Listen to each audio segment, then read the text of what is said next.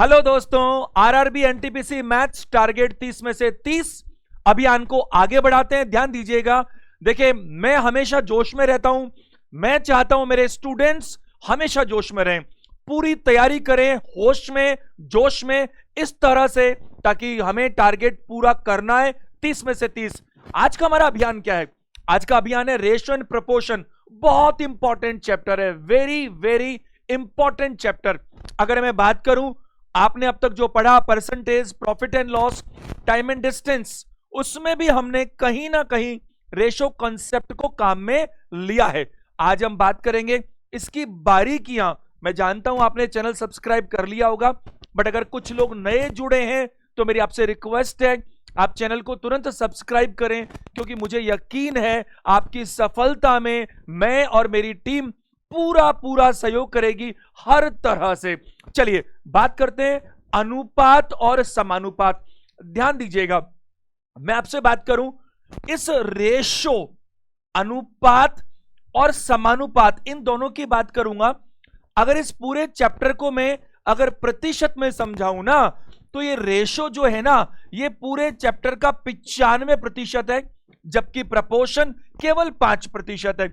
अगर मैं बात करूं प्रपोर्शन, दो एक जैसे जो पेयर है, अगर मैं बात करूं उनमें अगर मैं कंपैरिजन करूंगा तो मैं प्रपोर्शन की बात करूंगा लेटर ऑन।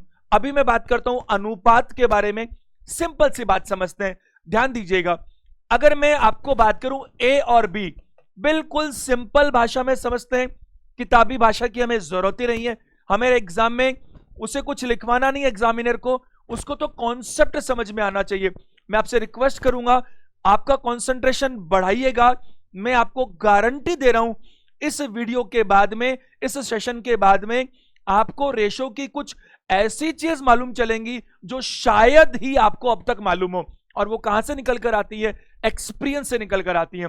कोशिश कीजिएगा, और इसको सिर्फ रेशो में नहीं बल्कि गणित के हर हिस्से में हम काम में ले सकते हैं। ध्यान दीजिएगा, क्या है रेशो? अगर मैं आपसे यहां ए और बी की बात करूं और मैं कहूं इन दोनों की कमाई 5:7 में है, तो इसका मतलब क्या है कि ए जो है वो रेशो में 5 कमाता है, तो बी रेशो में 7 कमाता है। क्या मैं इस ए और बी का रेशो 50:70 बोल सकता हूं? हां, बोल सकता हूं, बिल्कुल बोल सकता हूं। लेकिन कायदा क्या है, स्टैंडर्ड्स क्या है? 50 और 70 में 0 कट जाता है और बचता है 5 और 7। यानी रेशो सामान्यतः इस तरह से दिखाए जाते हैं जिसको और ज्यादा काटा नहीं जा सकता।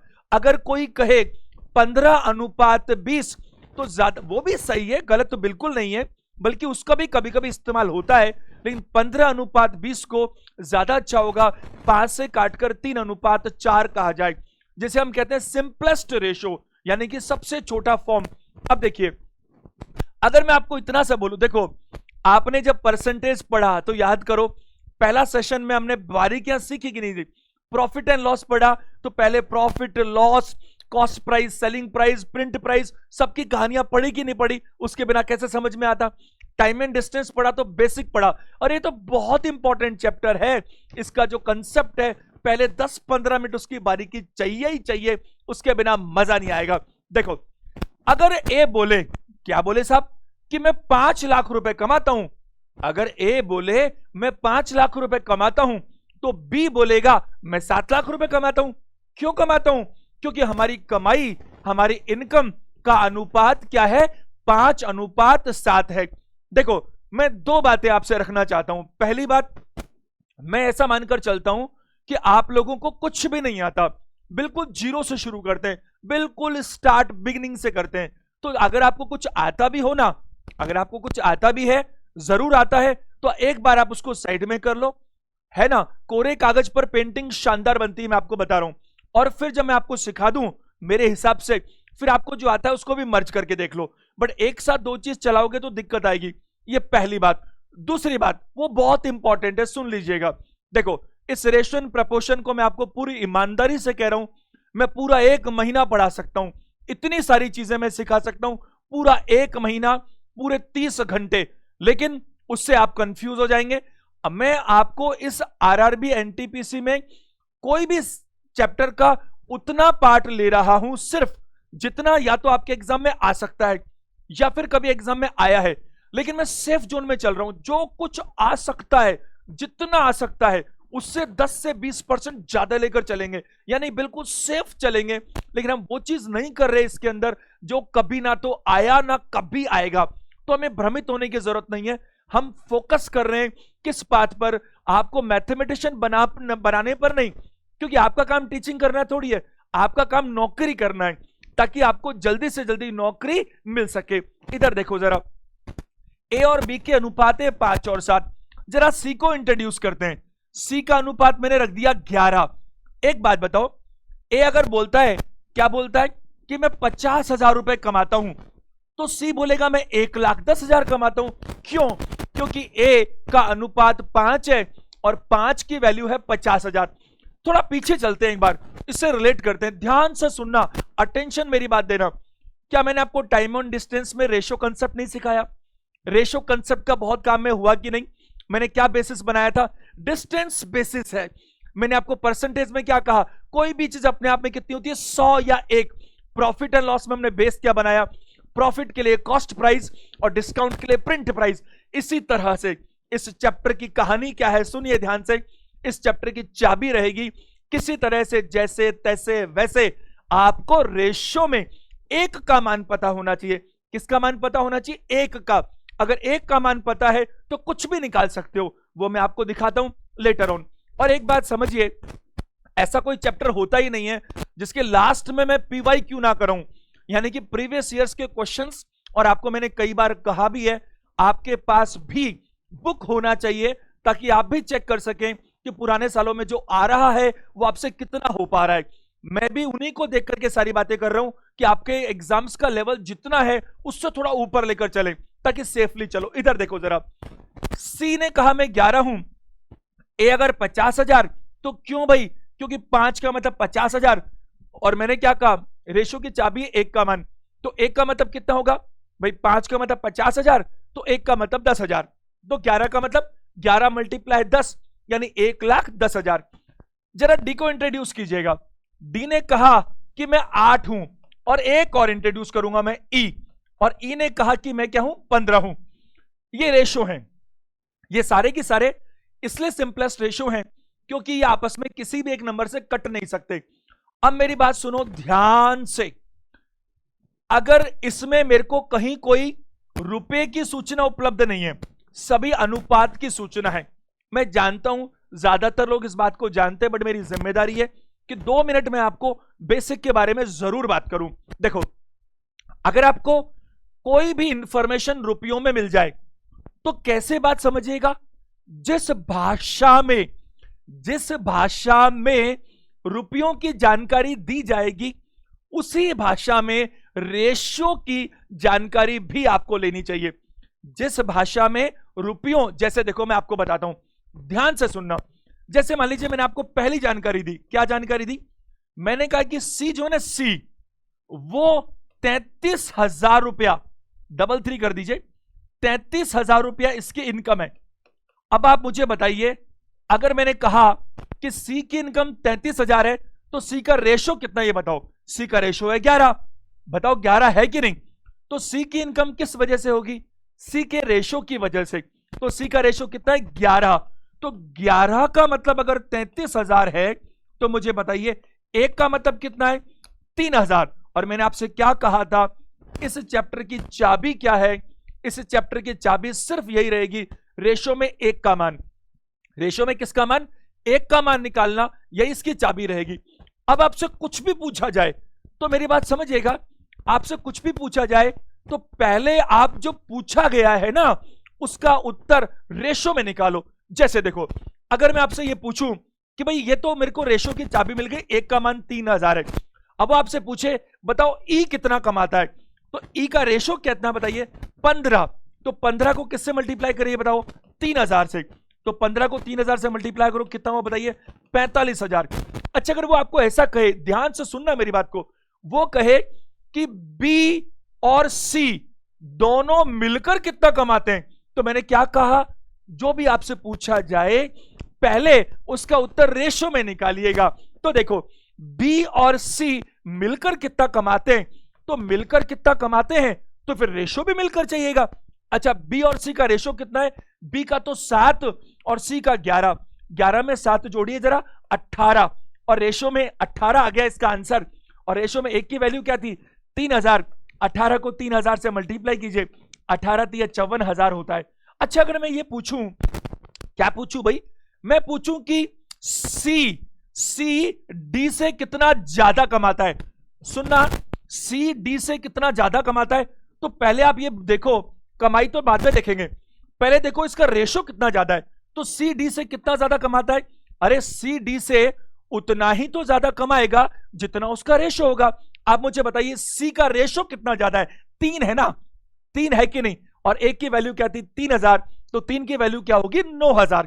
अगर मैं आपको ऐसा कहूं, क्या अगर मैं कहूं कि ये ए और बी मिलकर के सी और डी से कितना कम कमाते हैं, तो दोनों के रेशो निकालो, ए और बी मिलकर सी और डी मिलकर जो कमाते हैं उससे कितना कम कमाते हैं। तो देखो ए और बी का रेशो कितना है 5 और 7 12, सी और डी का रेशो कितना है 11 और 8 19, ये 19 है ये 12 है, तो ये 12 कमाते हैं ये 19 कमाते हैं, 19 माइनस 12 कितना होता है, सब रेशो में 7 कम कमाते हैं। और रेशो में एक की वैल्यू क्या थी 3000, तो 7 की वैल्यू क्या है बताओ 21,000।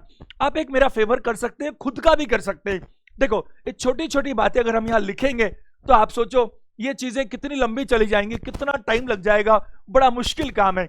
आप क्या कर सकते हैं, अगर आप जेन्युइनली पढ़ाई कर रहे हैं शानदार तरीके से, एक बार वीडियो को पूरा सुन लीजिए, दूसरे राउंड में क्या कीजिए, अब आप उसको पॉज कर करके जो जो चीजें आपको लगती है कि नोट करनी चाहिए वो आप नोट कर सकते हैं। कर सकते कि नहीं कर सकते बताइए।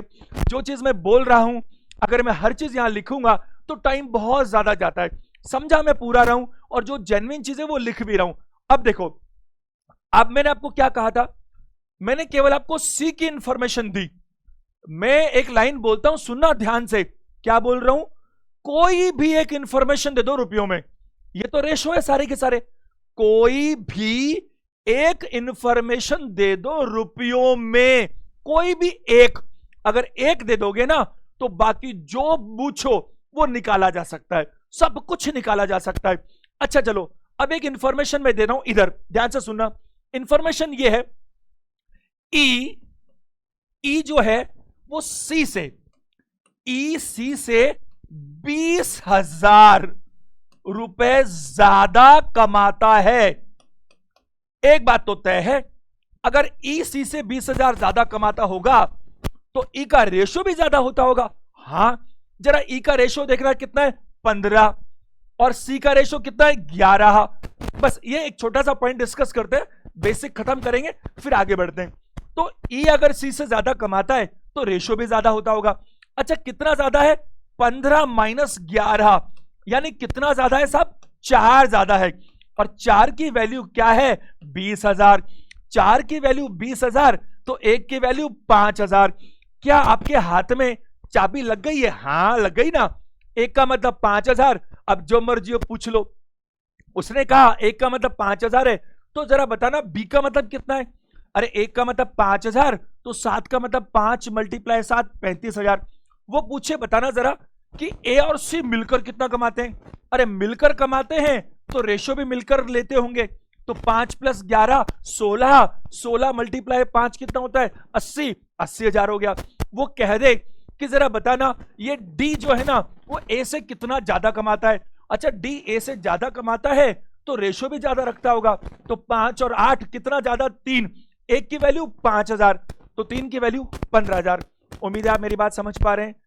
अभी जो मैंने आपको बताया उसके माध्यम से तो मैं सिर्फ और सिर्फ आपको क्या समझाने की कोशिश कर रहा हूं कि रेशो क्या है, रेशो का कंसेप्ट क्या है। अब हम बात करेंगे प्रश्नों के साथ, बहुत ढेरों बातें, जरा ध्यान दीजिएगा सारे के सारे लोग। पहला प्रश्न आपके सामने, मैं आपको कहूं, मेरे अनुभव से ही कहूंगा मैं तो, कि ज्यादातर प्रश्न, आप पहले भी देख पा रहे सेशंस के अंदर, ज्यादातर प्रश्न ऐसे हैं जिनको आप बहुत कम रिटर्न वर्क के साथ कर पाएंगे। मैंने कहा ज्यादातर क्योंकि मैं प्रैक्टिकल बात कर रहा हूं। कोई कोई प्रश्न होगा जिसमें लिखना भी पड़ता है अपन को, लेकिन फिर भी मैं वहां पर भी कहूंगा अगर आपकी गणनाएं बहुत अच्छी है, देखो इस चैप्टर के बाद में एक शानदार चैप्टर आएगा, ये सारे शानदार हैं, बट इसके बाद में होगा नंबर सिस्टम। नंबर सिस्टम के मैंने जानबूझकर 10 सेशंस रखे हुए हैं, क्योंकि मैं उसमें आपको एलसीएम, एचसीएफ, पूरा कैलकुलेशन वाला पार्ट, डेसिमल फ्रैक्शन सारा इतना बढ़िया कराने वाला हूं। तो उसके बाद आपको क्या होगा, इन चैप्टर्स में और गति बढ़ जाएगी, क्योंकि गणना अगर बहुत अच्छी होती है, कैलकुलेशन अच्छी होती है, तो फिर आपको हर चीज अच्छी हो जाती है।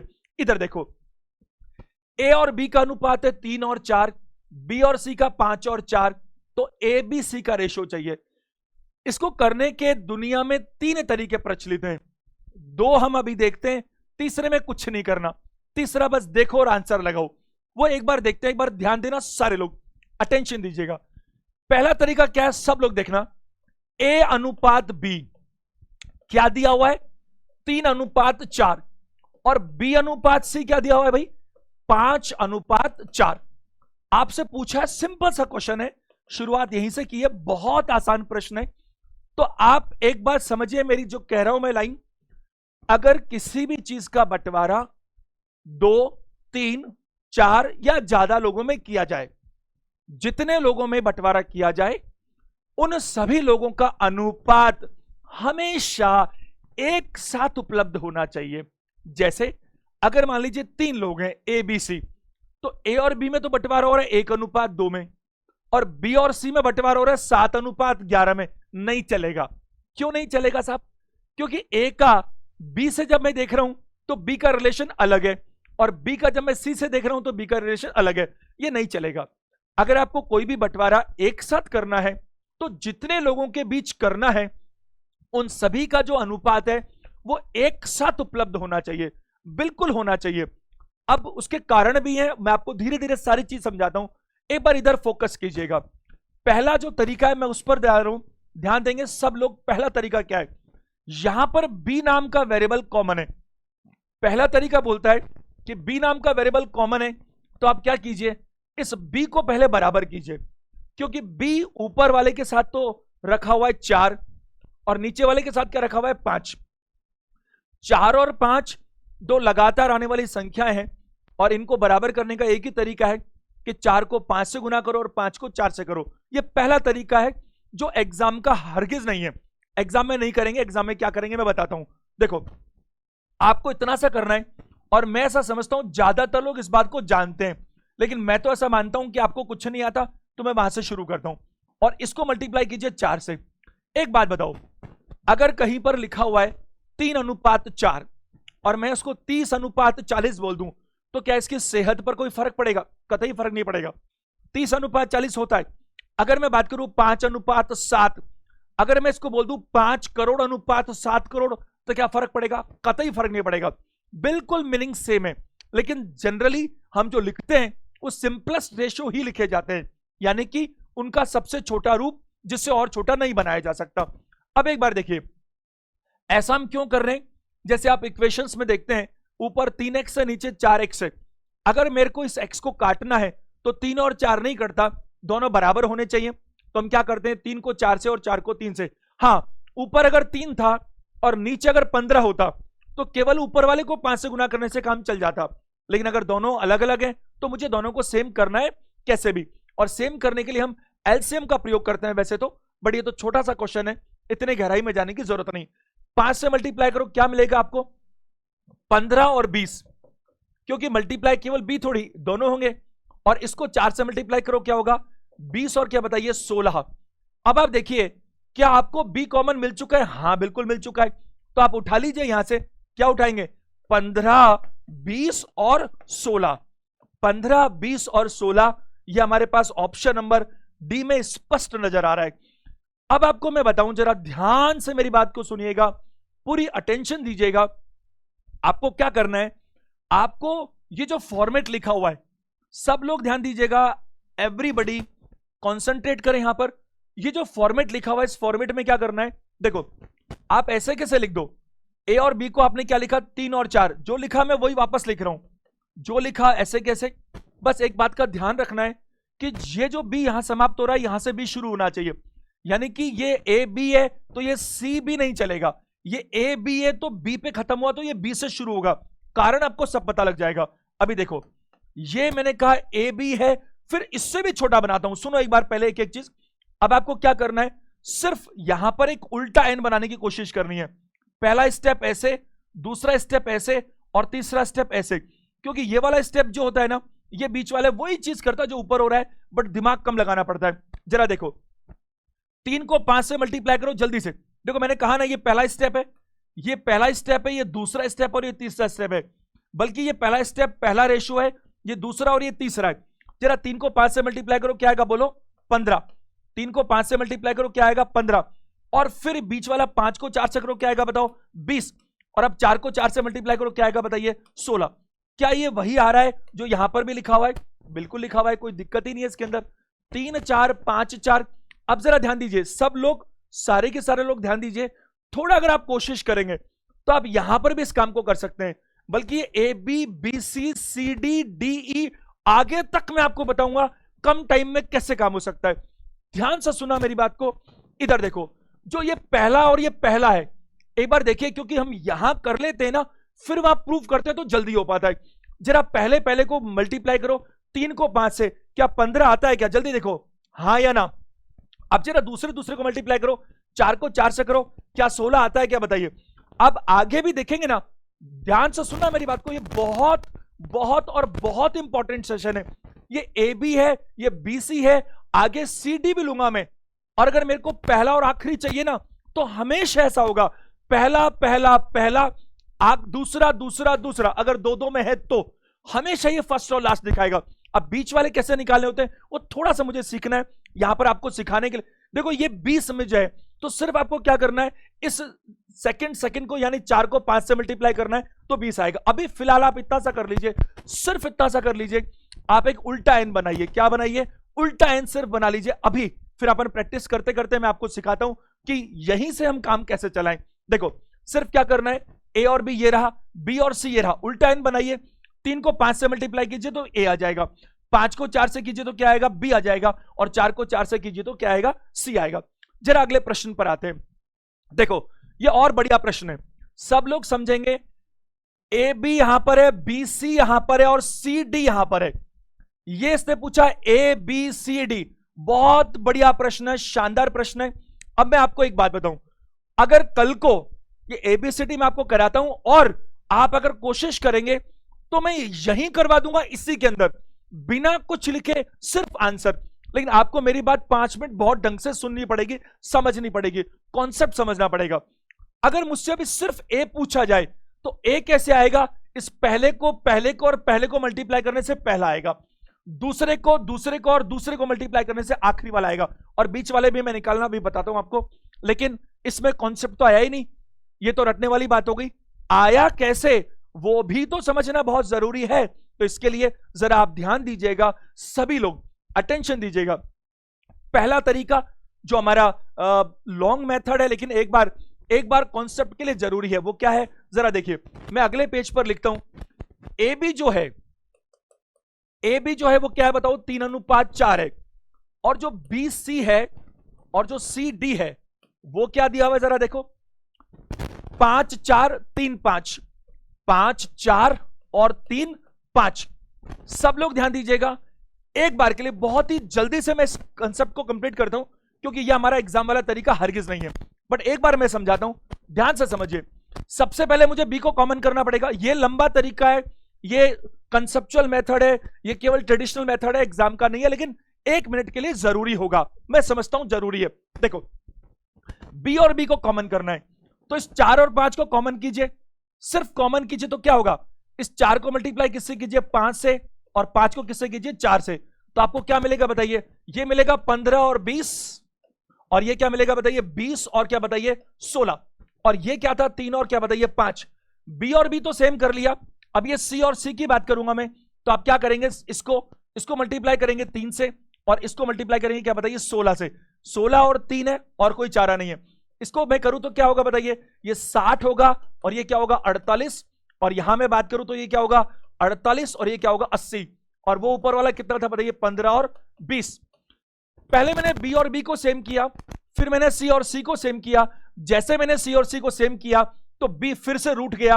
अब मैं सिर्फ इसको 3 से मल्टीप्लाई करूं तो बी और बी सेम बन जाता है, और ये बनता है 45 और 60, और ये बनता है 60 और 48, और ये बनता है 48 और 80। अगर मैं यहां बात करूं तो मुझे स्पष्ट दिख रहा है ए बी सी और डी, क्योंकि बी भी कॉमन है सी भी कॉमन है, तो ये 45 है, ये 60 है, ये 48 है और ये 80 है। क्या ये तरीका मुनासिब है एग्जाम के लिए? हरगिज नहीं, लेकिन ये तरीका आपको उत्तर को ट्रांसपेरेंट दिखा रहा है कि उत्तर तो बिल्कुल सही है। अब मैं एग्जाम के तरीके की बात करता हूं। ये मेरा पहला मेथड, अब दूसरा मेथड और तीसरा मेथड जो होगा उसमें हम वहीं पर यानी कि प्रश्न को देखकर यहीं पर उत्तर निकाल पाने में समर्थ होंगे, इसीलिए मैंने स्पेस छोड़ दिया।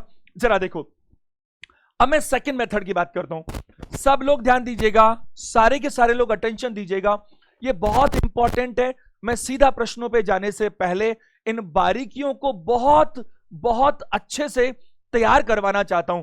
ध्यान दीजिएगा, जब मैं यहां पर टाइम लगा रहा हूं आपको इस कॉन्सेप्ट को सिखाने के लिए, तो आपको भी इस पर ध्यान देना चाहिए, नहीं तो मैं सीधे क्वेश्चंस पे आ सकता था और इसकी जरूरत खत्म भी कर सकता था। एक बार देखो, सारे लोग ध्यान देंगे पूरे अटेंशन से। आपको क्या करना है, एक फॉर्मेट लिखना है, एक फॉर्मेट लिखना है। ये दूसरा मेथड बता रहा हूं। ये मेथड जो दूसरा है ये इसके मुकाबले बहुत ही 10% ही है, और फिर तीसरा दूसरे से निकाल के देंगे। बोर्ड पे देखो सब लोग, फॉर्मेट क्या है साहब, ए बी, ए और बी। अब बी के नीचे बी से शुरू करना है, तो बी और क्या बताइए, सी। अब सी के नीचे सी से शुरू करना है, सी और डी। ध्यान से मेरी बात को समझिएगा, आपने कैसे लिखा फॉर्मेट को, ए बी और बी सी और सी डी। अब ये क्यों क्या हो रहा है, ये सब कुछ है। आप मुझे कोई ऐसा फॉर्मूला बता सकते हैं मेरी क्लासेस का जिसका मैंने आपको तरीका नहीं बताया कि कहां से आया? तो फिर आप मेरे से कैसे उम्मीद कर सकते हैं कि मैं ये भी चीज आपको सीधी परोस दूं? मेरी ड्यूटी बनती है कि आपको बताऊं जरूर, चाहे 5 मिनट एक्स्ट्रा लगते हो। इधर देखो, क्या करना है, बी को कॉमन करना है और सी को कॉमन करना है। ए और डी तो अकेले हैं, मैंने कहा इसको कैसे लिखना है, ए बी, और बी पर बी से सी और सी से सी और डी। अब ध्यान से सुनना, अटेंशन को बढ़ाइएगा। ए और बी ये ओरिजिनली चाहिए मेरे को। ए और बी कितने हैं साहब, ए और बी है 3 और 4। ए और बी कितने हैं, 3 और 4 ओरिजिनल चाहिए। बी और सी कितने हैं, बी और सी है 5 और 4, 5 और 4। लॉजिक आपको अभी समझ में आएगा। सी और डी कितने हैं, 3 और 5। बताइए ऐसा है कि नहीं? ये वैल्यूज मैंने लिख ली, इतना तामझाम करने की मुझे कतई आवश्यकता नहीं। There is no need. ये सारा रिजल्ट्स एक साथ निकल कर आ सकता है। करेंगे वही जो वहां कर रखा है इतना, बट इस तरह से नहीं करेंगे। इसमें तो 10 गुना टाइम खर्च हो गया। ध्यान दीजिएगा, और मैं आपको बार बार कह रहा हूं ना कि एग्जाम का तरीका ये भी नहीं होगा, लेकिन निकलेगा इससे। बोर्ड पे देखो कैसे लिखा, मैंने कहा ए के बाद बी, बी से शुरू करोगे वापस बी, बी से सी, फिर सी से फिर शुरू करोगे सी, और क्या बताइए, डी। अब इधर देखो, A B B C C D. अब यहां देखो, अगर मैं यहां बात करूं तो आपको क्या करना है, 3 4 5 4 3 5। इनमें जो पहला है वो 3 है, बाद वाला 4, पहला 5 बाद वाला 4, पहला 3 बाद वाला 5। आपको क्या करना है, तीनों के पहले पहले पहले पकड़ने, पहले पहले पहले पकड़ के एक लाइन बनानी है। सीखने के लिए एग्जाम में लाइन की जरूरत नहीं होती। देखो मैं बनाता हूं, 3 को 5 से मल्टीप्लाई करो जल्दी, 3 को 5 से करो 15, और 15 को 3 से करो 45। ये जो पहली लाइन है ये आपको पहली रेशो देगी, ए बी सी डी। ये रहा पहला 45। ये क्यों लिखे मैंने, क्योंकि ये निकालकर आपने देख लिए तो आपका कॉन्फिडेंस बनता है कि आंसर तो ये आएगा। अब कैसे आएगा, उधर देखो, जो मैंने पहले पहले पहले बनाए ये मेरे को क्या दे रहे हैं बताइए, ये मेरे को सबसे पहले ए का अनुपात दे रहे हैं। अब इसके पैरेलल में दूसरे दूसरे दूसरे मैं उनको लेता हूं, देखो। और हर चीज के पीछे कॉज एंड इफेक्ट है, ऐसे तुक्के में कुछ भी नहीं है, कारण है। मैं बताता हूं आपको, 4 को 4 से मल्टीप्लाई करो जल्दी, 16, 16 को 5 से मल्टीप्लाई करो 80, तो ये 80 यहां पर आया। ये जो आया ये आपको आखिरी का यानी कि डी का रेशो देगा। जरा देखो डी में 80 है कि नहीं मुझे बताइए। ध्यान से मेरी बात को समझेंगे, सब लोग अटेंशन देंगे। मैंने क्या कहा, पहला पहला पहला मल्टीप्लाई करूं तो ए आएगा, दूसरा दूसरा दूसरा करूं तो डी आएगा। अब एक बात बताओ, ये एक बार क्वेश्चन देखना, सिर्फ मैं पहला पहला पहला, अगर मैं सिर्फ पहला लूं 3, 3 को 5 से मल्टीप्लाई करो 15, और 15 को 3 से मल्टीप्लाई करो 45, तो क्या ये मेरे को 45 नहीं मिलेगा? ए, बिल्कुल मिलेगा। दूसरा दूसरा दूसरा, 4 को 4 से मल्टीप्लाई करो 16, 16 को 5 से मल्टीप्लाई करो 80, तो मुझे क्या मिलेगा? डी। ऐसा बहुत बार देखने को आया कि ए बी बी सी और सी डी दिया गया और उसने केवल आपसे ए और डी पूछा, तो उसको लगा कि जो बच्चे को कंसेप्ट नहीं आता वो तो पूरा निकाल कर ही ए से डी तक पहुंचेगा, बट आप ए और डी को निकाल सकते हो, बल्कि ए और डी को नहीं, यहीं पर बिना कुछ लिखे बी और सी को भी निकाल सकते हो। वो देखते हैं, जरा देखिए, पहले अपन उसको तो पूरा करें, निकालेंगे तो इससे। अब सुनो, 3 और 4, 5 और 4, 3 और 5, पहला पहला पहला ए आया, दूसरा दूसरा दूसरा डी आया, स्ट्रेट लाइन। अब सुनो, स्टार्ट। अब आपको क्या करना है? स्टार्ट और एंड को छोड़ देना है। स्टार्ट और एंड को छोड़ देना है मतलब सबसे पहले जो नंबर आपने लिखा, आपने 6 नंबर लिखे, ए और बी, बी और सी, सी और डी, सबसे पहले वाले को छोड़ दीजिए, सबसे आखिरी वाले को भी छोड़ दीजिए। अब स्टार्ट और एंड को छोड़ दीजिए, अब बचे 4। अब बचे क्या बताओ? 4। तो अब हम क्या करेंगे? एक ऐसा शेप बनाएंगे, यहां से ध्यान दीजिएगा, इस जगह से ये 4 को 5 से मल्टीप्लाई करेंगे, कितना आएगा बताइए? 20। और 4 को 5 से मल्टीप्लाई करो 20, और 20 को 3 से मल्टीप्लाई करो, 20 को 3 से मल्टीप्लाई करो, क्या आएगा बताइए? 60। क्यों? मैं आपको बताता हूं। अब यहां पर मैंने क्या किया, ये एक शेप बनाई इस तरह से, फर्स्ट और लास्ट को छोड़ दिया, बचे 4 नंबर। 4 में मैंने ऐसा कुछ बनाने की कोशिश की, 4 को 5 से किया 20, और 20 को 3 से किया तो 60। ये दूसरा है, क्या इधर देखो 60 है कि नहीं?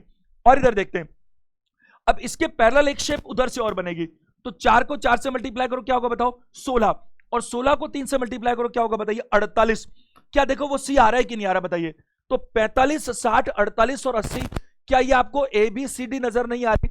अब देखो, पहले तो मैं इसी को सुधारता हूं। एक बात बताओ मेरे को, अगर आपको एग्जाम में ऐसा करना भी पड़ जाए, इसको रोकूंगा मैं आपको और अच्छा तरीका बताता हूं, लेकिन सुनो, अगर आपको एग्जाम में ऐसा करना पड़ जाए, तो ऐसा किसने कहा आपको कि आप ए बी और बी सी और सी डी के नाम लिखो? नाम से क्या मतलब? आपको केवल रेशो लिखने चाहिए ना, लेकिन मैं आपको दोनों चीज सिखा रहा हूं। देखो, ए बी कितना है, इधर देखो, ये स्पेस मैंने इसीलिए छोड़ा था जानबूझ करके। ए बी कितना है, जल्दी बोलो? 3, 4, ये लो। बी सी कितना है? 5, 4, ये लो। सी डी कितना है? 3, 5, ये लो। बताइए, क्या ये मैंने लिख दिया फॉर्मेट? हाँ लिख दिया। फॉर्मेट कैसा था? ए बी, जहां बी खत्म हुआ तो बी सी, जहां सी खत्म हुआ सी डी, ये मेरा फॉर्मेट हो गया। अब मैंने क्या कहा आपको? मैंने कहा यहां से शुरू करके एक स्ट्रेट लाइन बनाओ। जल्दी देखो, क्या ये स्ट्रेट लाइन बना रहे हैं हम? पहला पहला पहला, 3 को 5 से मल्टीप्लाई करो 15, 15 को 3 से करो 45, बोलो ए आया कि नहीं आया? पैरेलल लाइन देखो, 4 को 4 से मल्टीप्लाई करो 16, 16 को 5 से करो 80, आखिरी आया कि नहीं आया? जल्दी देखो। अब मैंने क्या कहा? मैंने कहा फर्स्ट और लास्ट को छोड़ देना, फर्स्ट और लास्ट को छोड़ देना, और सिर्फ इन चारों पे फोकस करना, और एक ऐसी शेप बनाना। यहां 4 से देखो, 4 से 5 को मल्टीप्लाई करो, कितना आया? 20, और 20 को 3 से मल्टीप्लाई करो, कितना आएगा? 60। अब पैरेलल उधर जाऊं, 4 को 4 से करो, कितना है बताओ? 16, और 16 को 3 से करो, कितना आएगा? 48। अब देखो ये शेप आपको कैसा लगता है? ये शेप मेरे को लगता है काजू कतली जैसा, हाँ ना भाई? तो आप इसको काजू कतली फॉर्मूला बोल सकते हैं। और थोड़ा सा अगर आप दिमाग लगाएं, थोड़ा सा अगर कॉन्सेंट्रेट करें, तो देखो क्या हो रहा है। ध्यान से समझना, अगर मुझे सिर्फ ए चाहिए, अगर मुझे सिर्फ ए चाहिए तो पहला पहला पहला मल्टीप्लाई करूंगा। अगर मुझे डी चाहिए आखिरी, तो दूसरा दूसरा दूसरा मल्टीप्लाई करूंगा। अब मुद्दा बचा बी और सी का, तो क्या हो रहा है जरा समझने की कोशिश कीजिए मेरे साथ। समझने में टाइम लगता है, बाद में करने में तो हो जाता है। देखो, बी के लिए हम क्या कर रहे हैं? हम फर्स्ट और लास्ट को छोड़ देते हैं और यहां से करते हैं, यानी कि ये पहला वाला बी लिया और इस बी के साथ बी, बी और क्या बताइए? सी। तो एक बात बताओ मेरे को, ये क्या थे? ये नाम कैसे लिखे थे? मैं देखो इधर लिखता हूं ध्यान से, आप फॉर्मूला बनाने के लिए ए बी, बी सी और सी डी। तो हमने क्या किया? फर्स्ट फर्स्ट फर्स्ट तो ए हो गया, सेकंड सेकंड सेकंड डी हो गया। अब बचा बी, बी और सी। तो बी के लिए हमने क्या फॉर्मूला बनाया? ऐसे बनाया। क्या ये फॉर्मूला बना कि नहीं बना बताइए मुझे? ये बी का फॉर्मूला बना। तो बी के फॉर्मूले में हमारे को क्या रहेगा? बी, बी और सी, समझिएगा। और सी का फॉर्मूला क्या बना? बी, सी और सी। अब मैं आपको याद करवाऊं, कैसे याद कर सकते हो? और नहीं तो ये भी कोई बुरा तरीका नहीं है, बट मेरी तो ड्यूटी है ना आपको हर चीज सिखाने की। तो कोशिश करने में क्या दिक्कत है कहते हैं ना, कोशिश करने वालों की हार कभी नहीं होती, समझाने में टाइम लगेगा, वो मेरी जिम्मेदारी है, कोई बात नहीं। इधर देखो, ये बी निकला बीबीसी और सी निकला बीसीसी। पहली बात याद करने के लिए लॉजिक बताता हूं, बी निकालोगे तो बी इंपॉर्टेंट है, बी 2 बार आएगा और सी 1 बार आएगा, और सी निकालोगे तो सी इंपॉर्टेंट है, सी 2 बार आएगा और बी 1 बार आएगा। अब देखो ये दोनों की दोनों शुरू तो यहीं से हुए थे, बी बी और सी, ये भी शुरू यहीं से हुआ था, तो स्टार्ट तो ये है। अब मुद्दा ये है कि 2 बार बी है और 2 बार सी है, तो कौन सा छोड़ना है। देखो अगर मैं बी बी सी की बात करता हूं तो बी यहां पर ये वाला हुआ, और इसके बाद में क्या हुआ, बी तो दोनों ले लिए मैंने, बी तो दोनों ले लिए कि मैंने सी कौन सा लिया, बाद वाला, पहले वाला नहीं, कौन सा, बाद वाला। थोड़ा प्रैक्टिस करोगे तो हो जाएगा। और इस वाले में सी इंपॉर्टेंट है, तो सी 2 लिए मैंने, तो सी तो दोनों हो गए, और बी मैंने कौन सा लिया, यही वाला जो मेरे पास पहले से था, यानी इससे तो दूर हुआ, तो ये बी सी सी है। अब जरा देखो सारे लोग ध्यान दीजिएगा, अटेंशन दीजिएगा, यहां पर ये जो मेरे पास है, मेरे को कहा गया ए बी सी और डी सिर्फ डायरेक्ट निकालने। एक बार मेरे साथ कोशिश करके तो देखो, 3-4 क्वेश्चंस करोगे तो हो जाएगा, इसलिए इतना टाइम मैं लगा रहा हूं।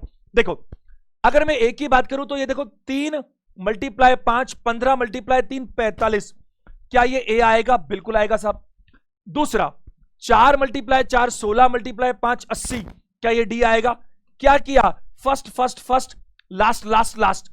अब बचे बी, तो बी के लिए क्या सूत्र था, बी के लिए बी इंपॉर्टेंट है, तो बी बी और सी के लिए क्या है बताओ, सी के लिए सी इंपॉर्टेंट है, लेकिन शुरू कहां से होगा, शुरू तो वहीं से होगा बी से, तो बी सी और सी के लिए सी इंपॉर्टेंट है, सी 2 बार आएगा, बी के लिए बी इंपॉर्टेंट है, बी 2 बार आएगा। अब देखो अगर मैं बात करूं बी बी और सी, ये सी दूर वाला है और इसका ये बी दूर वाला है, और वैसे देखा जाए तो बी तो दोनों में कॉमन है। इधर देखो कोशिश करके देखो, अगर मैं बी की बात करूं तो बी बी और सी, ये बी कितना है 4, इधर बी कितना है 5, 4 को 5 से मल्टीप्लाई करो 20, और 20 के बाद में सी बाद वाला, ये रहा 3, तो ये देखो बी 4 को मैं 5 से करूं तो 20, और 20 को 3 से करूं तो क्या होगा बताइए 60, तो ये मुझे मिलेगा बी। अब सी की बात करूं तो सी के लिए क्या होगा, स्टार्ट तो मैं यहीं से करूंगा क्योंकि स्टार्ट तो दोनों का कॉमन है, और आगे दोनों सी लेने पड़ेंगे। 4 × 4 कितना होता है 16, और 16 को किससे मल्टीप्लाई करूं बताओ, 3 से, 16 को किससे करूं 3 से, तो क्या आएगा 48, 45 60 48 80, 45 60 48 80। उम्मीद है आप मेरी बात समझ पा रहे हैं, शानदार चीज है और आपके एग्जाम में ढेरों बार काम आती है, तो मैंने आपको बताया, आप इसको कई बार देखिए, समझने की कोशिश कीजिए। पहला ए देगा, दूसरा डी देगा, और ये बी बी सी इस तरह से आपको बी देगा, और बी सी सी आपको क्या देगा, सी देगा। थोड़ी कोशिश करेंगे, अगले क्वेश्चंस में मैं भी आपको बताऊंगा, फिर आपको मजा आएगा। जरा अगले चलते हैं, ध्यान दीजिएगा। प्रश्न संख्या 3, प्रश्न संख्या 3, दो संख्याएं 4:5 में है, यदि प्रत्येक संख्या में 5 जोड़ा जाए तो संख्याएं 5:6 में हो जाती हैं, ऐसी संख्याएं बताइए। ध्यान से सुनिएगा, ऐसे सारे प्रश्न जिनमें संख्याओं में किसी एक संख्या में जुड़वा दे, किसी एक में घटा दे, दोनों में समान जोड़ दे, दोनों में समान घटा दे, अलग अलग कर दे, ऐसे सारे प्रश्नों को मेरा दावा है हम बिना कुछ लिखे कर सकते हैं, थोड़े से प्रयास के साथ। पहला तरीका ट्रेडिशनल तरीका, गलत तरीका। मैं ऐसे 4-5 बढ़िया बढ़िया क्वेश्चंस ले रहा हूं जिनमें एक क्वेश्चन को मैं लिख रहा हूं, बाकी किसी में मैं लिखूंगा नहीं, बट एक को तो बनता है, एक को तो लिखना बनता है ताकि कॉन्सेप्ट सीख सको। देखो दो संख्याएं 4:5 में, तो मैं ऐसा कहता हूं, माना सपोज, माना संख्याएं क्या भाई, 4x और क्या बताइए 5x। मैं आपको बताना चाहूंगा कि a अनुपात b, हम जब बात करते हैं a अनुपात b, ध्यान से सुनना, ये मैं अलग से लिख रहा हूं, a अनुपात b लिखा हुआ है 4:5, तो इस अनुपात का मतलब क्या है, डिवाइड करना है। a बटा b कह लो या a अनुपात b कह लो, एक की बात है। तो a बटा b बराबर क्या होगा बताओ, 4/5। इसको क्रॉस मल्टीप्लाई करो तो 5a बराबर क्या होता है बताइए, 4b। और आपको मैंने वैसे पिछले सेशंस में भी बता रखा है, प्रॉफिट एंड लॉस वगैरह में भी, कि 5a बराबर 4b है, तो a के साथ वाला b है और b के साथ वाला a है। तो आप देख लीजिए a अनुपात b 5:4 नहीं, ऊपर देखो क्या लिखा, 4:5। इसको उल्टा करें वापस से, तो क्या कर सकते हैं, ए को यही रहने दो, बी को इधर लेकर आओ तो ए बटा बी होगा। 4 को उधर रहने दो, 5 को उधर लेके जाओ तो ए के सामने ए और बी के सामने बी है, तो ए अनुपात बी कितना बताइए, 4:5। देखो जहां से चले थे वहीं पर पहुंच गए, बड़ी थोड़ी सी यात्रा आपको समझाने की थी। इधर देखो दो संख्या 4:5 में, अच्छा ठीक है, तो इसका मतलब दोनों संख्या 4x और क्या है बताओ 5x। तो क्या मैं इसको ऐसा बोल सकता हूं 4x/5x।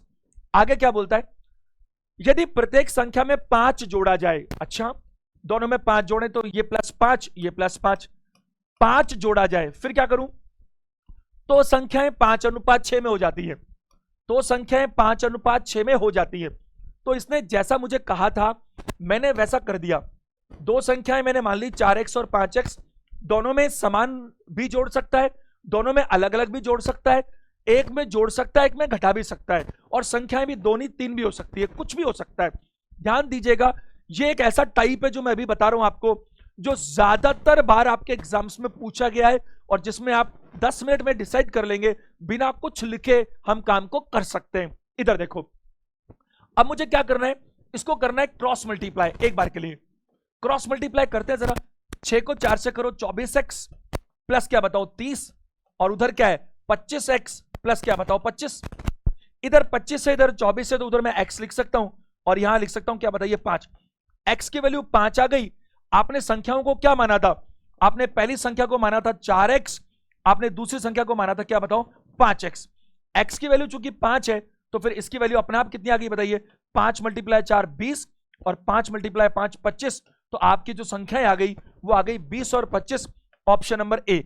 ये पहला तरीका, लंबा तरीका, ट्रेडिशनल तरीका, कि दोनों संख्याएं 4:5 में थी, हमने मान लिया 4x और 5x, दोनों में 5-5 जोड़ना था तो दोनों में 5-5 जोड़ दिया, और जोड़ने के बाद वो हो गई 5:6 में, तो ये 5/6 लिख दिया। अब क्या किया, इनको क्रॉस मल्टीप्लाई किया तो आपके सामने x की वैल्यू आ गई। x की वैल्यू आ गई तो पहली संख्या 4x और दूसरी संख्या 5x, तो 4x का मतलब 20 हो गया और 5x का मतलब 25 हो गया। तो ये बात तो ये हो गई। अब दूसरे तरीके की बात करते हैं। दूसरा तरीका देखिए जरा ध्यान से सब लोग, संख्याएं किस अनुपात में थी 4:5, दोनों में कितना कितना जोड़ा 5-5 जोड़ा, संख्याएं किस अनुपात में हो गई 5:6 में हो गई। ध्यान दीजिएगा सारे की सारे लोग, अटेंशन दीजिएगा, मैं क्या कह रहा हूं। अगर दोनों संख्याओं में, इसमें कई वैरायटीज है, मैं आपको एक एक करके सारी बताता हूं, बेसिक कॉन्सेप्ट सबका कॉमन है।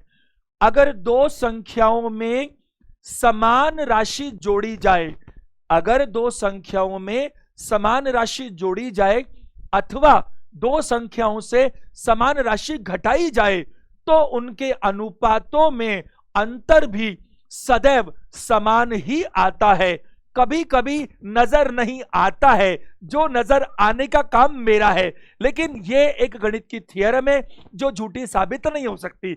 अगर 2, 3, 4 संख्याओं में अंतर एक समान बढ़ाना या घटाना है तो उनके रेशो में भी अंतर एक समान आना पड़ेगा, या तो होगा और नहीं तो बनाना पड़ेगा। अब देखो ये दोनों संख्याएं किस अनुपात में थी 4:5 में थी, दोनों में बराबर जोड़ा तो 5:6 में हो गया। तो जरा देखना, ये 4 से क्या हो गया 5, ये 5 से क्या हो गया 6। खुश होने की जरूरत नहीं है, ये एक एक जुड़ा, अगली कई बार में नहीं भी आएगा बराबर। तो क्या कर रहा है मैं बताऊंगा। इधर देखो ये संख्या 4 से 5, 4:5 में थी, अब हो गई 5:6 में, तो 4 से कितना बढ़ा 1, और उधर 5 से कितना बढ़ा 1, तो जो बढ़ा वो रेशो तो बढ़ा 1, और वो संख्या कितनी बड़ी 5।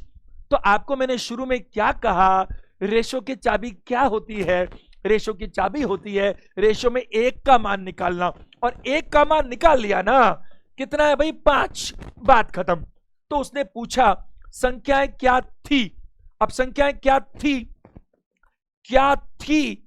अगर वो पूछे तो वो थी 4:5, 1 का मतलब 4, 1 का मतलब 5 सॉरी, तो 4 का मतलब 20 और क्या बताओ 25। वो पूछे अब संख्याएं क्या हैं, अगर ये पूछ ले तो रेशो क्या है 5:6, 1 का मतलब 5, तो ये कितना हो गया 25 और 30। और ये प्रूफ भी होता है, अगर पहले 20 और 25 थी और अब 25 और 30 है, तभी तो सही साबित होगा क्योंकि उसी ने तो कहा कि दोनों में 5-5 जोड़ा गया, तो 20 से 25 बनी, 25 से 30 बनी। तो ये तरीका हमारे पास क्या है, अगर दो संख्याएं सेम चेंज लाती हैं तो दोनों के रेशो में भी सेम चेंज होना चाहिए। 4 और 5 था, दोनों में एक समान बढ़ा, तो 5 और 6 हो गया। 4 से हुआ 5, 5 से हुआ 6, रेशो में फर्क कितना हुआ 1, और 1 की वैल्यू कितनी है 5, जो थी वो पूछा, तो ये 20 और 25। अब क्या हो गई पूछे, तो 5 और 6 से 25 और 30, तो ऐसी बात बनेगी। अब देखो एक तीसरा तरीका मैं आपको बता देता हूं, वो बहुत बार काम आ भी जाता है जब कभी बहुत टेढ़े मेढ़े सवाल हो, तो बहुत आसान सवाल है। देखो एक बात बताओ, तीसरा तरीका यह भी हो सकता है, वैसे दूसरा तरीका ज्यादा अच्छा जो मैंने अभी बताया, हम ऑप्शन भी चेक कर सकते हैं, हम ऑप्शन भी चेक कर सकते हैं। ऑप्शन कौन सा सही होगा अभी तो पता है वो कौन सा सही होगा, लेकिन मैं आपको कह रहा हूं कॉन्सेप्ट सीखो। ऑप्शन वो सही होगा जो हमारी कहानी से मैच करता है। क्या कहानी है हमारी, 5 जोड़ने से पहले 4:5 और 5 जोड़ने के बाद 5:6, जो हमारी कहानी को पूरा कर दे वो ऑप्शन सही। इससे क्या पूछा, संख्याएं बताइए। एक जरूरी बात सुन लेना, संख्याएं अगर पूछी जा रही है तो आप कभी भी वो मत बताना जो अब आ रही है।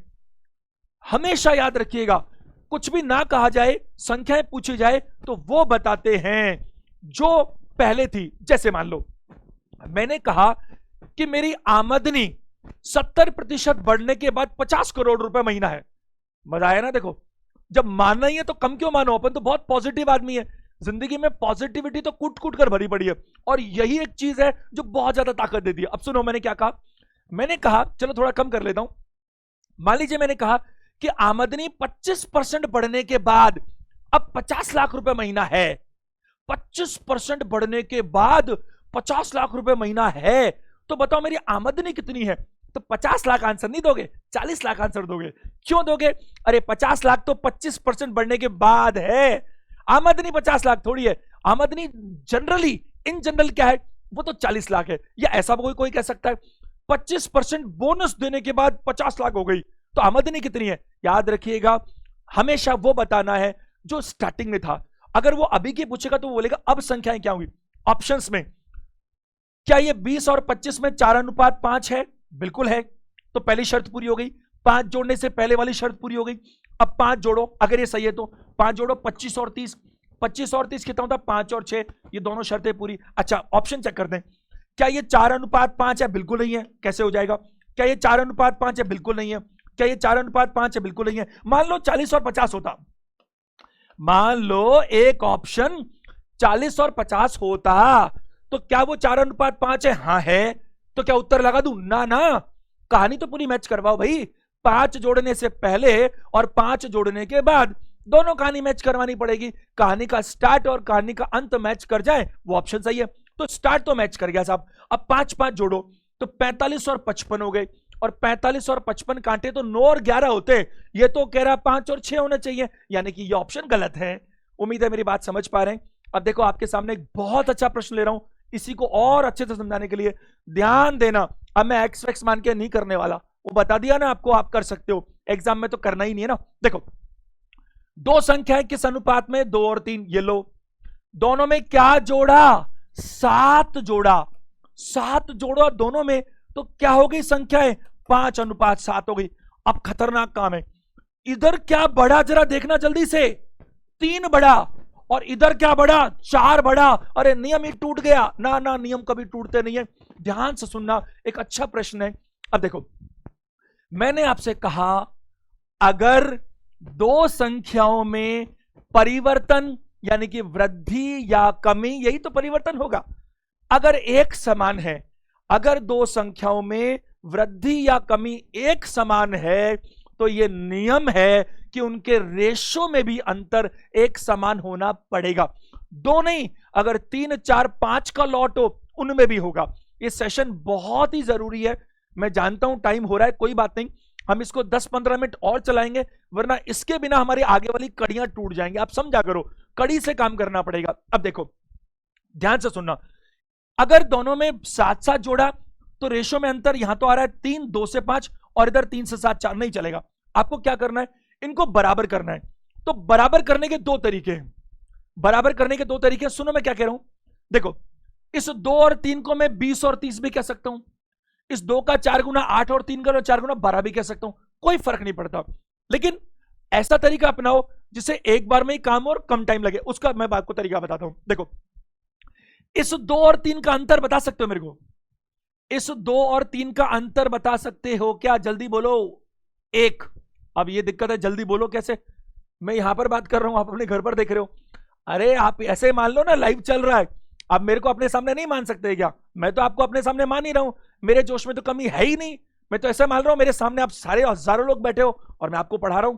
आप देखो, इनका अंतर कितना है, क्या बताया आपने? 1। अच्छा, और इनका अंतर कितना है, क्या बताया आपने? 2। देखो, 5 और 7 का अंतर कितना है? 2। आपको एक छोटा सा काम करना है, जितना अंतर ऊपर है यानी 1, उससे इनको मल्टीप्लाई कर दो। अरे 1 से मल्टीप्लाई करने से क्या फर्क पड़ जाएगा? 1 से मल्टीप्लाई करने का मतलब है मत करो। अच्छा, इन दोनों का अंतर कितना है? 2। अच्छा ठीक है, तो जितना इनका अंतर है उसको ऊपर से मल्टीप्लाई कर दो। तो 2 अंतर है, तो जितना अंतर नीचे है उससे ऊपर मल्टीप्लाई कर दो, जितना ऊपर है उसको नीचे से कर दो। अब 5 और 7 का अंतर 2 है, तो 2 से मल्टीप्लाई करो। तो 2 से मल्टीप्लाई करो तो 2 का 2 हो गया 4 और 3 का हो गया 6। डन। अब जरा देखना तो, 4 और 5 अंतर 1, 6 और 7 अंतर 1, आ गया ना अंतर बराबर?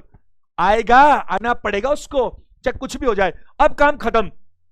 अब आपको समझाने के लिए बोलूं, देखो इधर तो हो गया 4 4 और इधर क्या हो गया 5, इधर क्या हो गया 6, इधर क्या हो गया 7। देखो 7 7 की वृद्धि थी, 4 से 5, 6 से 7। रेशो की चाबी 1, पता है ना? चाबी अपने पास रखो, ताला हमेशा खुलेगा। हर चैप्टर की चाबी है। दुनिया में ऐसे कोई चीज नहीं बनी जिसकी चाबी नहीं है। आपको सिर्फ अपने आप को अच्छा बनाना है, प्रैक्टिस करते करते करते करते हर चीज को निखारना है। देखो 4 से 5, 6 से 7, रेशो 1 बढ़ा। 1 की चाबी कितनी है? 7। क्या पूछा था साहब उसने? उसने पूछा संख्याएं। अरे संख्याएं तो मतलब वो जो पहले थी, क्या थी? 4 और 6। अरे 1 का मतलब 7, तो 4 का मतलब क्या होगा? 7 मल्टीप्लाई 4 कितना बताओ? 28 और 6, तो 7 मल्टीप्लाई क्या बताओ? 42। तो मेरा आंसर आ चुका है 28 और 42। ऑप्शन मुझे ए देना चाहिए। क्या आप मेरी बात को समझ पा रहे? दो संख्याएं 2:3 में थी, दोनों में बराबर जोड़ा 7 और 7। अलग अलग जोड़ के भी दिखाऊंगा, मेरे को थोड़ा सा वेट करो 10 मिनट। दोनों में एक समान जोड़ा 7, तो हो गई 5 और 7। अब हमारे को मजा नहीं आया कि 2 से 5 में 3 जुड़ गया, 3 से 7 में 4 जुड़ गया, ये तो 3 और 4 हो गया, ये बराबर होना पड़ेगा। तो आपको क्या बताया मैंने? इस 5 और 7 का अंतर 2 है, तो 2 से ऊपर मल्टीप्लाई कर दो। तो 2 से मल्टीप्लाई मतलब दोनों को दुगना करना पड़ेगा। 2 और 3 का दुगना मतलब 2 से मल्टीप्लाई 4 और 6, और इसको 1 से क्या करना है? तो अब 4 से 5 और 6 से 7 अंतर 1 है, 1 की वैल्यू 7, तो 4 और 6 ये मेरे को निकालने हैं। 7 4 28, 7 6 42। अब जरा अगला प्रश्न देखो। अच्छा, इसको आप चाहे तो ऑप्शन से भी चेक कर सकते हैं, जो मैंने आपको बता ही दिया कैसे कर सकते हैं। अगला प्रश्न देखिएगा, दो संख्याएं 5:6 में हैं और प्रत्येक संख्या में से 26 घटा दिया जाए तो 2:5 में रह जाती है। अटेंशन दीजिएगा सारे लोग, संख्याएं किस अनुपात में थी? 5 और 6। क्या घटा रहा है? 26। तो कैसे रह गई? 2:5। मैंने आपको क्या कहा? अगर एक समान संख्या घटेगी या बढ़ेगी तो रेशो में अंतर एक समान लाना पड़ेगा साहब। ये तो 5 से 2 हो गया तो 3 कम हो गया, ये 6 से 5 कम हुआ, 1 ही कम हुआ, नहीं चलेगा। तो कैसे चलाएं इसको? ऐसे चलाएं इसको। इस 2 और 5 का अंतर क्या दिख रहा है बताओ? 3 दिख रहा है। इस 5 और 6 का अंतर क्या दिख रहा है बताओ? 1 दिख रहा है। तो 1 अगर अंतर है तो इस वाले को तो खत्म कर दो ना, क्योंकि 1 अंतर है तो 1 से मल्टीप्लाई करूंगा तो 2 को 1 से करूं और 5 को 1 से करूं तो वही आने वाले। लेकिन 2 और 5 में अंतर कितना है? 3। तो ऊपर वाले को 3 से मल्टीप्लाई करो। इधर लिख देता हूं मैं मल्टीप्लाई करके ताकि आपको समझ में आए और अच्छा। इसको 3 से मल्टीप्लाई करो तो अब नया रेशियो क्या है? 5 का 3 गुना 15 और 6 का 3 गुना 18, और ये 26 तो कम हो ही रहे थे। और ये कितना है बताओ? 2 और 5। जरा ध्यान देना तो 15 से 2 रह गया, कितना कम हुआ? 13। 18 से 5 कम हुआ, कितना कम हो गया? 13। क्या बराबर हो गया? क्या पक्का हो गया? कोई डाउट नहीं। और ऐसे सवाल आपके ढेरों आते हैं एग्जाम के अंदर, तो मेरे को साफ दिख रहा है रेशो की चाबी 1। तो 15 से 2 हो गया, 13 कम हुआ, 18 से 5 कम हुआ, 13 कम हुआ, और अगर एक जैसा कम है तो कम होना ही पड़ेगा एक जैसा। तो मैं क्या कहूंगा? रेशो में 13 की वैल्यू क्या है साहब? 26। 1 की वैल्यू क्या है? 2। चाबी क्या है? चाबी आपको क्या दी मैंने? रेशो में 1 का मान पता हो, यही चाबी है। 1 का मान 2। अब निकालो जो निकालना है। उसने कहा संख्याएं बताओ। सावधान, अटेंशन, गलती हो सकती है बहुत बड़ी। जो बच्चे संख्याएं निकालने की बात करेंगे, इस 5 और 6 को आप नहीं ले सकते रेशो में। क्यों? क्योंकि आपकी जो 26 की गणना हुई है वो 5 और 6 पे तो हो ही नहीं पाई। वो गणना किस पे हुई है? 15 और 18 पर। तो आपके उत्तर निकालने के लिए वैलिड रेशोज ये वाले होंगे। तो 1 का मतलब कितना है? 2। 1 का मतलब 2, तो 15 का मतलब कितना होगा बताओ? मैं लिख दूं 30। और 18 का मतलब कितना होगा? दुगना कर दो 36। तो मेरा उत्तर क्या आना चाहिए? 30 और 36। और 30 और 36 ऑप्शन नंबर कौन सा बताइए? बी। प्रश्न संख्या 6 पर चलते हैं। दो संख्याएं 3:4 में हैं। प्रत्येक संख्या में से 6 घटा दिया जाए। 3 और 4 है, दोनों में से 6 घटा रहा हूं, तो 5 और 7 रह गई। ये 3 से 5। अरे देखो क्या काम हो रहा है। पहली बात कह रहा है घटा रहे हो तो रह गई। ये तो दिखने में ही ऐसा लग रहा है कि बढ़ गई है। तो ये 3 से 5 हो गई, 2 का फर्क है। ये 4 से 7 हो गई, 3 का फर्क है। तो पहली बात तो आप कॉमन सेंस लगाएंगे, पक्का लगाएंगे, जैसे मैं भी लगा रहा हूं। ये संख्याएं थी और ये घटी तो ये रह गई, तो ये रेशियो बढ़ने नहीं चाहिए। तो ये पक्की बात है। दोनों में अंतर बोलो जल्दी। 2। दोनों में अंतर बोलो जल्दी। 1। 1 से मल्टीप्लाई करने का तो मतलब ही नहीं। 2 से मल्टीप्लाई करो। उसको क्या बोल सकता हूं बताओ? 6 और 8। इसको क्या बोल सकता हूं? 5 और 7। अब जरा देखो जल्दी से, क्या 6 से 5 1 कम हो रहा है? 8 से 7 1 कम हो रहा है? होना पड़ेगा। 1 की वैल्यू क्या है बताइए? 6। क्या पूछा? संख्या है बताओ। 1 की वैल्यू 6 है, तो 6 की वैल्यू क्या होगी? 36। बताओ होगी कि नहीं? क्योंकि 6 को आप ये वाले वैल्यू, मैंने कहा ना, ये आप ऑप्शंस यूज नहीं कर सकते, क्योंकि 6 एप्लीकेबल इस पर हो पाए। तो 1 की वैल्यू 6 है, तो 6 6 36 और 6 8 48। तो 36 और 48 ऑप्शन नंबर ए हमारा सही उत्तर होगा ही होगा। जरा ध्यान दीजिएगा। प्रश्न संख्या 7। 5-10 मिनट और बने रहेंगे, मजा आएगा, जरूरी है। इससे रिलेटेड कुछ सवाल है शानदार, वो मुझे अभी करवाने पड़ेंगे। ध्यान दो, केवल 2 सवाल और करा रहा हूं। एक तो इस पर रिलेटेड सेम कॉन्सेप्ट काम करता है इनकम और एक्सपेंडिचर में। 5 मिनट का काम है। और एक सवाल कराऊंगा जरूरी, जहां पर 2 नंबर नहीं 3 नंबर हो। ये कनेक्टिंग है, इसको छोड़ नहीं सकते। मैं तो छोड़ नहीं रहा, आपके फेवर में आप भी मत छोड़ो। इधर देखो, हरि और गोपाल, इनकी इनकम है 3:4 में, और प्रत्येक 5,000 रुपए बचाता है। शेष राशि 5:7 में रह जाती है। दोनों की इनकम बताइए। आपको मैं बता दूं इतना सा, ये आपको मैंने पहले भी सिखाया है परसेंटेज के अंदर, प्रॉफिट एंड लॉस के अंदर। इनकम जो होता है वो हमेशा एक्सपेंडिचर और सेविंग्स का योग होता है। जो लोग रेगुलर क्लास अटेंड कर रहे हैं उनको बहुत अच्छे से मालूम है, इनकम किसके बराबर होती है? हमारे व्यय और बचत के बराबर होती है। इनकम में से खर्चा घटाएंगे तो बचत आएगी, इनकम में से बचत घटाएंगे तो खर्चा आएगा, इन दोनों को जोड़ेंगे तो इनकम आएगा। ये एक फॉर्मूला है, सिंपल सा फॉर्मूला है, जो सबको पता होता है। अब देखो, नहीं पता होता तो मैंने लिख दिया। पहला मेथड, फर्स्ट मेथड, ध्यान दीजिएगा। मैं ऐसा करता हूं, ये हरि और गोपाल की इनकम 3:4 में है, तो मैं कहता हूं माना इनकम बराबर 3x और 4x। बोलो, मैं इनकी इनकम क्या मान रहा हूं? 3x और 4x। और प्रत्येक 5,000 रुपए बचाता है, तो शेष राशि इसमें रह जाती है। तो इस इनकम में से ये सेविंग्स घटा दूंगा तो ये बच जाएगा। तो मैं क्या करूं? जैसे इक्वेशन बनती है वैसे बनाऊं। ये एग्जाम का तरीका नहीं है, तरीका तो वही अपनाएंगे जो अभी किया था हमने, वही बिल्कुल घटा कर रखेंगे, क्योंकि दोनों का समान है तो समान ही आएगा। अभी रुको तो सही 2 मिनट। देखो, इसकी इनकम 3x और इसकी इनकम क्या बताओ? 4x। ये तो इनकम हो गई। प्रत्येक 5,000 रुपए बचाता है। अब इनकम में से अगर मैं सेविंग्स घटाऊं बचाता, तो एक्सपेंसेस आ जाएंगे। तो -5,000 करूं, ये लो। तो क्या हुआ? ऐसा करने से शेष राशि 5:7 में रह जाती है। क्या आप इससे सहमत हैं? ये लो, दोनों की इनकम 3x और 4x, दोनों ने 5,000 रुपए बचा दिए, शेष राशि 5:7 में हो गई। अब मैं क्या करूं? उसको कुछ नहीं, क्रॉस मल्टीप्लाई करो। 7 को 3 से करो 21x, माइनस क्या करूं? 35,000। इधर करूं तो क्या होगा? 20x, और यहां क्या करूं बताओ? 25,000। अब यहां बात करें, ये 20x और ये 21x है, तो क्या होगा बताओ? x। और x इधर है तो इसको उधर लेके जाऊंगा, इधर -25,000 है, उधर जाके +35,000 हो जाएगा। तो x की वैल्यू क्या आ गई बताइए? 10,000। ये लंबा तरीका, लेकिन एक बार तो बताना पड़ेगा ना मुझे। x की वैल्यू 10,000 है। अब मुझे बताओ, आपने इनकी इनकम क्या क्या मानी थी? 3x और 4x। x की वैल्यू 10,000 है, तो 3x की वैल्यू क्या हुई बताओ? 30,000 आई कि नहीं? और 4x की वैल्यू क्या होगी बताओ? 40,000। तो दोनों की इनकम आ गई 30,000 और 40,000, 30 और 40, ऑप्शन नंबर ए पहला तरीका। दूसरा तरीका वही 3 और 4 है, 5 और 7, 3, 4, 5 और 7। आप देखो स्पष्ट रूप से लिखा हुआ है कि दोनों की इनकम 3:4 में, दोनों 5,000 रुपए बचाते हैं, तो ऐसा हो जाता है, यानी कि दोनों की इनकम में से मैं 5,000 रुपए समान घटा दूं तो जाकर ये आएगा।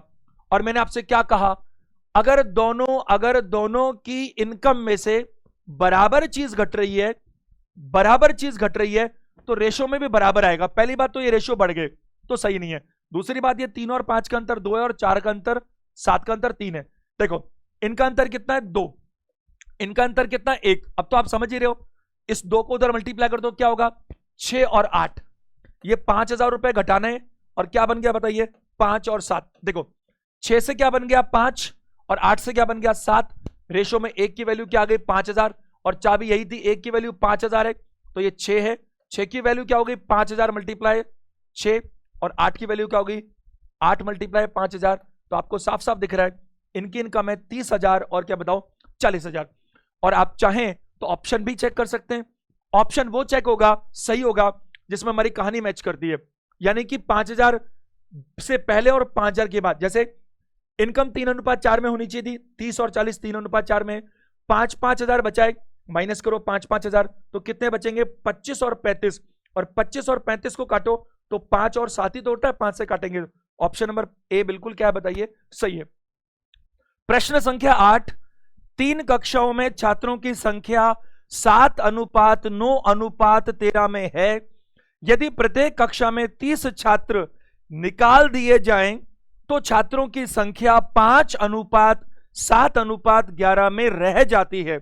अब तीनों कक्षाओं में कुल छात्रों की संख्या कितनी होनी चाहिए? ध्यान दीजिएगा, अभी तक हमने बात की 2 कक्षाओं की, 2 पेयर यानी कि 2 लोगों का चेंज। और मैंने आपसे क्या कहा, अगर 2 नंबर हो या 2 लोगों की इनकम हो या 2 क्लासेस हो, कोई भी 2 चीज हो, अगर सेम चेंज हो रहा है तो रेशो में भी सेम चेंज होगा। अगर सेम चेंज नहीं होगा तो आपको सेम चेंज करना पड़ेगा। तरीका मैंने आपको बताया, ये कुछ नई चीज है।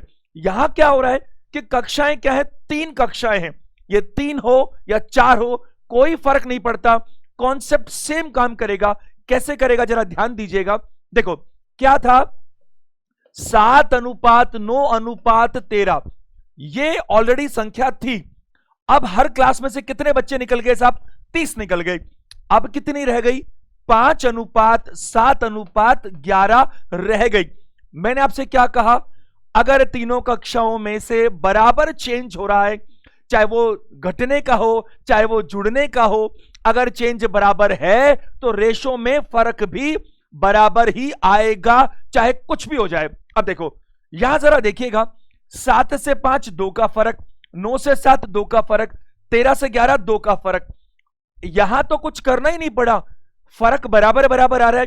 मैं देखो आज के ये आखिरी के 2 सवाल है, ये 8 और अगला 9 हो रहे हैं। वो 9 इंपॉर्टेंट इसलिए है, क्यों लिया, क्योंकि इसमें फर्क आ रहा है, उसमें फर्क करना पड़ेगा। आपको पता दोनों होने चाहिए। अब देखिए आपको क्या मालूम है, मैंने आपको चाबी क्या बताई इस चैप्टर की, मैंने चाबी बताई रेशो में 1 का मान। अब देखो फर्क कितना आ रहा है यहां पर 2, 2 और 2। क्या पता लगा कि 2 की वैल्यू कितनी है बताइए 30, क्योंकि रेशो में फर्क 2 है और संख्या में फर्क 30 है, तो 1 का फर्क क्या हुआ बताइए 15। क्या चाबी मिल गई? यस। अब चाबी मिल गई तो ताला तो खुलना ही चाहिए ना। 1 का मतलब 15। मैं आपको एक बात बताऊं, ध्यान दीजिए क्या बोला है। अब तीनों कक्षाओं में कुल छात्र कितने हैं, अगर बात करूं अब, तो देखो ये वाली जो रेशो थे वो कब थे, वो 30 घटाने से पहले थे, और अब की बात कर रहा है तो ये वाले रेशो होने चाहिए। अब हमारे पास में 2 तरीके हैं। एक गलत तरीका बताता हूं जो बच्चे अक्सर करते हैं। वो क्या करते हैं कि रेशो में 1 का मतलब 15 है तो 5 का मतलब 75 हुआ। कैसे? 15 मल्टीप्लाई 5, 1 का मतलब 15 है तो 7 का मतलब कितना हुआ 15 मल्टीप्लाई 7 105, और 15 मल्टीप्लाई 11 कितना बताओ 165। और अब हम इन तीनों को जोड़ेंगे और अब इन तीनों कक्षाओं में कुल बच्चों की संख्या आ जाएगी। एक बात बताइए, मैंने आपको शुरू से कहा आज क्या कहा? आपसे जो पूछा जाए ना, आप पहले उसका जवाब रेशो में ही निकालिए। अब देखो आपसे क्या पूछा था, तीनों कक्षाओं में ये कुल है, कुल छात्रों की संख्या। तो अगर आपको कुल छात्र चाहिए, अलग अलग क्यों निकालते हो, पहले कुल रेशो निकालो ना। अब जरा देखो, कुल रेशो की बात करूं तो 5 + 7 12 और 12 + 11 कितना होता है? 23। तो मुझे मालूम चल गया कि कुल जो बच्चे हैं उनके रेशो की संख्या कितनी है, बताओ? 23। एक बात बताओ, एक का वैल्यू कितना आ रहा है? 15। तो 23 का वैल्यू क्या होना चाहिए? क्या करोगे? 23 को 15 से मल्टीप्लाई करोगे, क्या 345 आएगा? देखो 15 का 10 गुना 150, 150 150 300 और ये 45 और है, तो 345 ऑप्शन नंबर बी। क्या मेरी बात आप समझ पा रहे हैं? चाहे कक्षा 2 हो, चाहे 3 हो, चाहे 4 हो, आपको क्या करना है? अगर सारी कक्षाओं में चेंज, या कक्षा नहीं कुछ और भी हो सकता है, कोई भी ग्रुप हो सकता है, अगर चेंज बराबर बराबर है तो रेशो में फर्क भी बराबर बराबर ही आएगा। आज का आखिरी सवाल देखिएगा, प्रश्न संख्या 9। 3 कक्षाओं में छात्रों की संख्या 2:3:4 में है। यदि प्रत्येक कक्षा में 10 छात्र नए शामिल हो जाएं, अभी उस कक्षा में हर कक्षा में 30 छात्र कम हो रहे थे और यहां पर 10 छात्र नए आ रहे हैं, तो छात्रों की संख्या 7:10:13 में हो जाती है। अब तीनों कक्षाओं में कुल छात्रों की संख्या चाहिए। अब जरा ध्यान दीजिएगा, अभी जो संख्या है रेशो में वो 2:3:4 है। बढ़िया बात है। आपने हर क्लास में कितने छात्र नए जोड़ दिए? 10 स्टूडेंट जोड़ दिए तीनों कक्षाओं में, और अब रेशो क्या हो गया? 7:10:13। आज का लास्ट सवाल है और बहुत ही इंपॉर्टेंट सवाल है। अब सारे लोग ध्यान दीजिएगा, सब अटेंशन दीजिएगा। अगर इन तीनों कक्षाओं में चेंज, चाहे जुड़ने का चाहे घटने का, अगर चेंज बराबर बराबर है तो रेशो का फर्क भी बराबर बराबर आना ही पड़ेगा, नहीं तो फिर क्वेश्चन में कुछ कमी है। इधर देखो, ये 2 से 7 5 बढ़ गया, जबकि 3 से 10 7 बढ़ गया, और ये 4 से 13 9 बढ़ गया। तो ये हिसाब किताब सही नहीं है, बिल्कुल सही नहीं है। पहले पहले में, दूसरे दूसरे में और तीसरे तीसरे में जो रेशो का फर्क है वो अलग अलग है, ये नहीं चलेगा। अब आपको सेम करना पड़ेगा। अब सेम करने के लिए अब क्या करें? जब 2 ही कक्षा होती थी तो क्या करते थे बताओ? आप क्या करते थे? ऊपर वाले अंतर को नीचे से मल्टीप्लाई, या नीचे वाले अंतर को ऊपर से मल्टीप्लाई। अब क्या करूं? तो ध्यान से सुनना, मैं जो कह रहा हूं आपसे कभी गलती नहीं होगी। आप क्या कीजिएगा कि अंतर तो आप 2 ही चीज का लेंगे, लेकिन वो 2 अंतर कौन से लेना है ये आपकी मर्जी है। ध्यान से सुनना मेरी बात को। जैसे देखो, अगर मैं ये वाला लेता हूं 2 और 3, तो इनका अंतर बताइए कितना होगा? 1।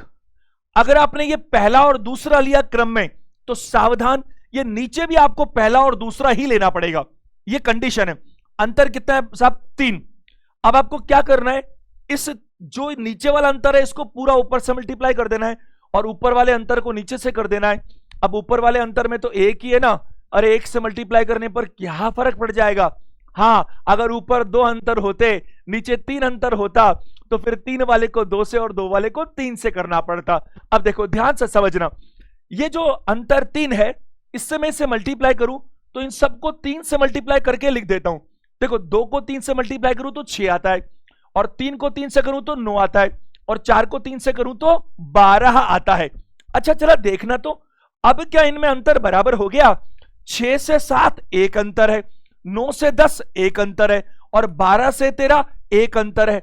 अरे ऐसा होना पड़ेगा, ये नियम है, ये तो बिल्कुल सत्य है।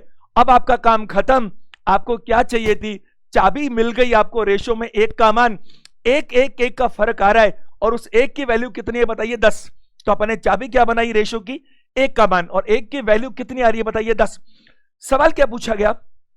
अब तीनों कक्षाओं में, अब अगर देखो इस कक्षा की बात करूं तो 70, क्योंकि 1 का मतलब 10, तो 7 का 70, 10 का 100, 30 का 130। लेकिन मैं आपको ऐसा कहूंगा, ये तो चलो आसान था, कोई टेढ़ा मेढ़ा ये होता और 1 का मतलब भी 10 नहीं होता, मान लो 19 होता, और ये भी अजीब से होते, तो हम अलग अलग क्यों निकालते? जब उसने तीनों कक्षाओं को कहा तो हम भी तीनों कक्षाओं की ही बात करते। तो जरा देखो, यहां मैं बात करूं, इन तीनों को जोड़ूं तो 30 आ रहा है, तो 1 का मतलब 10 है, तो 30 का मतलब क्या होना चाहिए बताइए, 300। तो मैं कहूंगा अब इस कक्षा में, अब तीनों कक्षाओं में मिलाकर के बच्चों की संख्या कितनी होनी चाहिए, 300। अगर वो अब नहीं बोलता तो मैं बात करता ये ऊपर वाला, ये कितना है, 15 12 27, और 1 का मतलब 10 है, तो 27 का मतलब 270। और आप खुद ही सोचो, पहले 270 ही तो होना चाहिए, तभी तो 10 10 जोड़कर 30 जुड़कर 300 बनेगा। एक जरूरी बात ध्यान दीजिएगा आप लोग, आपका मन करे ना तो आप चाहो तो ये पहले दूसरे नहीं, दूसरा तीसरा भी कर सकते हो। देखो, दूसरे तीसरे में अगर मैं लूंगा तो इधर भी दूसरा तीसरा ही लेना पड़ेगा। 3 और 4 का अंतर 1 है, 10 और 3 का 13 का अंतर भी 3 है, तो फर्क नहीं पड़ता। अच्छा, अगर कोई पहला और तीसरा ले तो चलेगा, लेकिन सावधान, ऊपर अगर पहला और तीसरा होगा तो नीचे भी पहला और तीसरा होगा। एक जरूरी बात है, देखो 30 सेकंड की ध्यान से सुनना, बहुत इंपॉर्टेंट है। अगर आपने पहला और तीसरा लिया तो आप समझिए यहां पर जो 2 और 4 का अंतर है वो 2 है, और यहां 7 और 13 का अंतर कितना बताइए, 6 है, तो वो प्रपोर्शन में उतना ही बैठेगा। तो मेरी सलाह आपसे ये होगी कि आप देखो, ये तो एक एक के अंतर है, कोई फर्क नहीं पड़ता।